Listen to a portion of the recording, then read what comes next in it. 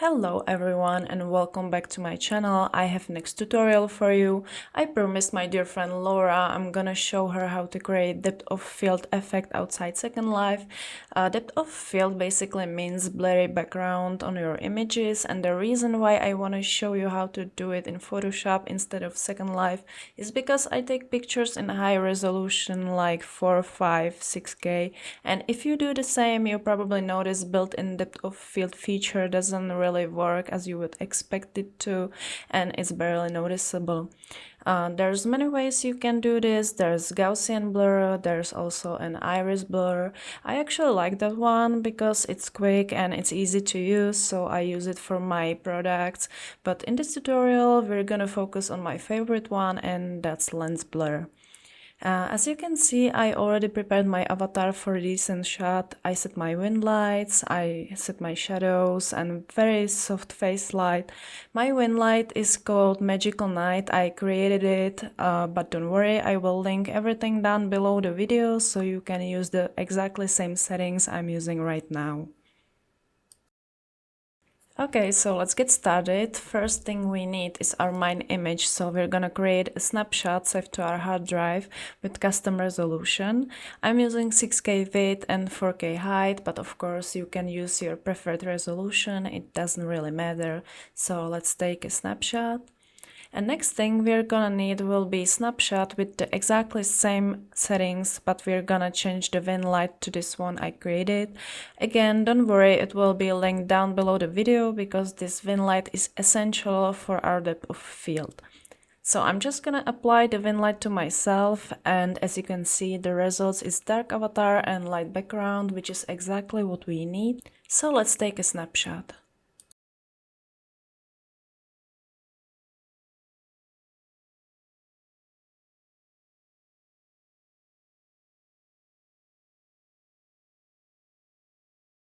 Since we have everything we needed, we can go back to Photoshop.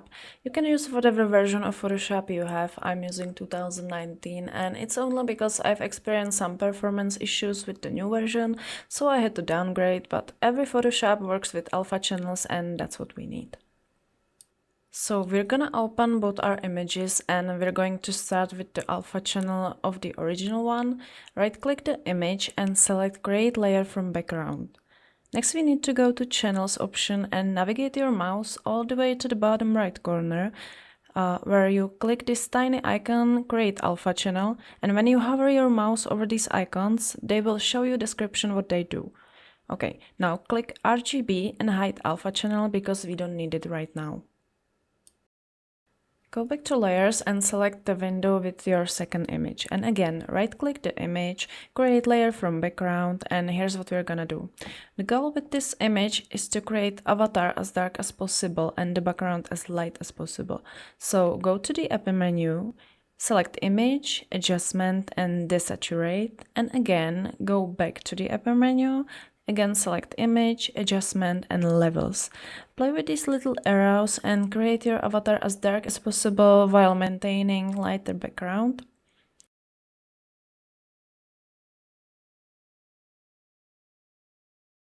And here we go. Now hit Ctrl on your keyboard and with left mouse button select your image by clicking it, and copy your image by pressing Ctrl C on your keyboard. Go back to the original image, select channels and select alpha channel, and paste our copied image right there by pressing Ctrl and V on your keyboard. We just basically told the alpha channel which part of the image should be protected against blur. Everything that is black on the alpha channel, that will stay sharp. And if you make our alpha channel visible, you're going to see those parts that won't be blurry marked with red color. Let's test our lens blur. Hide the alpha channel and click RGB and go back to layers. Now go to upper menu filter, blur and lens blur. In this little menu you always need to choose alpha 1 or whatever name you set for your alpha channel. And as you can see, everything behind this tree and avatar is blurry. You can also adjust the sliders, and when you're finally happy, click OK to save changes. And this is what lens blur does when you use it with alpha channel.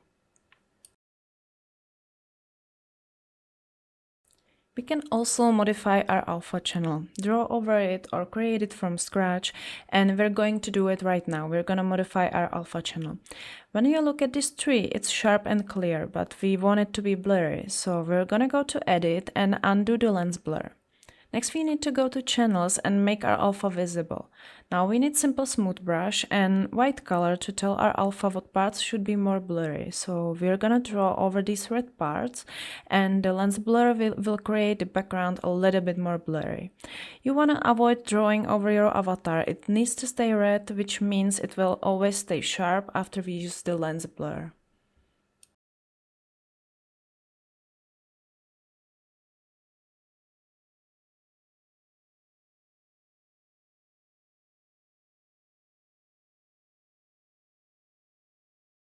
We can add a little bit more strength to our brush and increase the size. Remember, transition between sharpness and blur should be as smooth as possible, and that's why we're not using full strength of brush and we're sort of blending it in instead.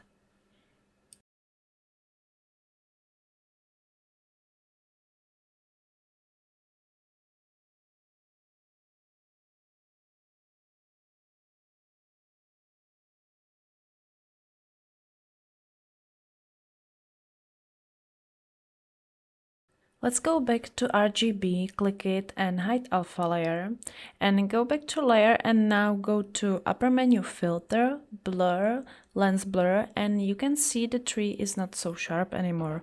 So we can play it with these little sliders for a bit and apply changes once we are happy with the results.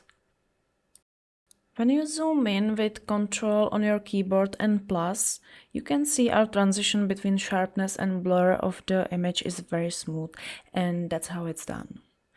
I hope you guys enjoyed this tutorial. I hope it helped you a little bit. If it did, leave a comment, hit like, and maybe subscribe my channel. You can also ask if you're not sure about something, and remember, everything you need to use with this tutorial is listed down below the video in the description. So thank you all for watching and see you next time.